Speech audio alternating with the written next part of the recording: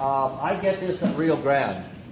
A lot of you may know of Rio Grande. RioGrande.com. They got a great website, tremendous amount of supplies and techniques and so forth. And at any rate, so I have used theirs. And the variety of stones, of course, that you can use, I generally like to simply call them cabs, but sometimes there are different shapes. For example, teardrop shape. And over here we have an interesting stone that could be used as a bezel set, but creates a few problems, and I'll kind of explain that. Kind of look up here, and I'll do this so you can see it. There's two different drawings. The one on the top is what I kind of comically call a lens cut because it's so thin at the edges, almost like eyeglass. And this I always called it with my students the loaf cut, like a loaf of bread. And if you notice, the sides are extremely high. I've actually seen these for sale here and there. I'm not saying you can't mount them, but the idea of a bezel is to burnish the bezel, the strip, over the edge of the stone, which is much wider at the base, and then it curves in. And that's more of this situation. Now over here is a smaller drawing type of thing, and can pass that around if that helps people. So actually the selection of the cabs you wish to use becomes kind of important. So you can bezel set them. The one that's real thin generally would be prong set or something like that, or maybe nothing, because these edges also, they wouldn't be quite that sharp, but they still can be broken very easily. Years ago, I was getting some information when I was quite green, and this guy who did diamond setting and that said, someone asked him one time, well, how much pressure do you put on the prongs, when you're setting? He said, well, I put about 2 tons forward, about 4 tons backwards. How would you know? How would you answer a question like that? If you snap the stone, well, you use too much pressure. So, there's some interesting things that go on with that and such. Okay, at any rate, I am going to be sharing with you folks a very, very important little simple tool that I learned about in graduate school. These are soldering clips. These things can absolutely save you for soldering processes and so forth, and they're made out of coat hangers.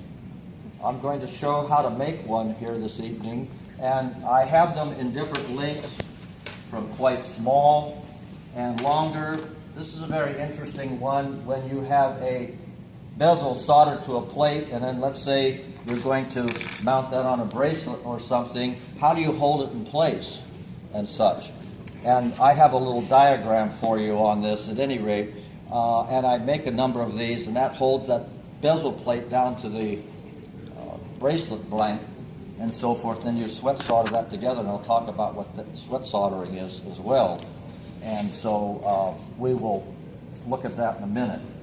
Now, what I always do with my bezel, before I do any attempt at getting it sized to the stone and so forth, I soften it by annealing. Annealing is taking the work hardening and stiffness out of the metal with heat. So what I would do is use a torch on these soft fire bricks, and I'll be talking about those in a minute anyway. And you want to keep in kind of dull light so you can see a dull red color as you're heating this, otherwise you can melt it. And so I would generally leave it in the coil and lay it down, and then I just start heating for an amount I think I need, and then it softens it so that I can get it around the stone real nice. You can bezel set some of the free-form shaped stones beautifully because once it's soft, it will mold in and out. How do you do that? I have made these sanding sticks out of dowels, and I use these for general jewelry making and such, and I use it as a little wood burnisher to go around the edge of the stone. See? Now, I'm going to kind of say these things to you as they come to mind because it's very, very important. When you are actually shaping the bezel and then and I'll talk about getting the two ends together to solder them. Once that's done, you have to reshape it to the stone. And I use these sanding sticks, and I make sure they're at a right angle from my surface as I go around so that I don't put a camber or an angle coming in on the bezel. You want it to be perfectly straight up and down. Now please, if you're going to bezel set, remember this if you don't remember anything else. Never put the bezel down over the stone. You put the stone down into the bezel, because once it's soldered, guess what? You've got to put the stone down inside, and if you haven't paid attention to that and it doesn't fit, you got a problem. See, you got a problem. So that's very, very important. If, for instance, you were to get the bezel soldered down and the stone is too tight, do not pop it down in there to see that it goes. If you're not ready to polish that thing out and this and that, I made this mistake one time years ago. I had to saw cut the bezel off and redo the whole thing. So what you do prior to doing anything with trying to set the stone, drill a hole through inside the bezel area, so if you get the stone in, you can push a little pin underneath and pop the stone back out. And I would always have it offset, not right in the center, so one side starts to lift up. You follow what I'm saying? And you just pop it out of there. Those are some things I learned, again, just by making a mistake. And I was talking to a couple people earlier. You know, a mistake is a learning process. You can kind of, you know, whatever. We've all been there. I've cut this thing 3 times and it's still too short. You know, so at any rate. Now, a couple of other little tricks. If the stone is close but just a little bit large, right around the very base of the stone, I would take one of these little diamond cylinders. You can buy these at Harbor Freight and stuff. Put it in a Dremel tool and just very, very carefully and gently go around the base to slide it in there. It's not going to show. The bezel covers everything and that, you know, unless you're really honest and kind of guilty, you tell the person, I always ground some of your diamond away. But at any rate, so now another thing I have done, but you really want to be careful, you can use these burrs, and they are what we call an inverted cone burr. They're like this, and of course, you know, they have a cutting surface, and then even on the top, and you can very carefully go right at the base of the bezel with your Dremel tool and take a little bit of, maybe a little buildup of solder or something away to get your stone in there. See? So you begin to kind of innovate things as issues come up and so forth, and we kind of learn that stuff. So I can pass these around, just hold them up, and you'll see those, and they vary in size a little bit and such like that. So now, with the process that we are not going to be doing any soldering and that, I will just basically again be demonstrating some of these things. I'm going to get this out of the way so that most of you or you folks can see. And let me get my specs on. I'm going to go ahead and use this thicker stuff. Now, the end of that bezel is really pretty ugly. It's got an angle on it and so forth. And I will take these smooth, jawed, wide pliers, and I just squeeze that a little to flatten it out. And then I'll take these little shears.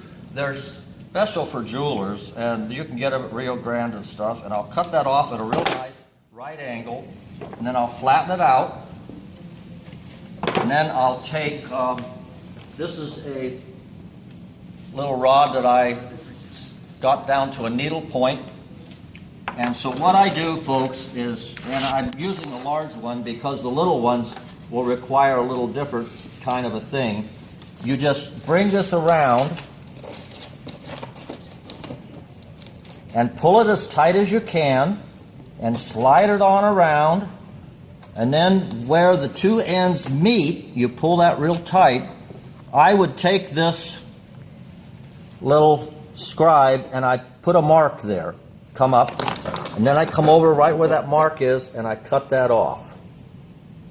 Now, well, let's see. That's all right, I'll cut it because this stuff isn't going to be wasted, especially since this is such a big cab. That gives me an awful lot of length, and I'll show you what I do here.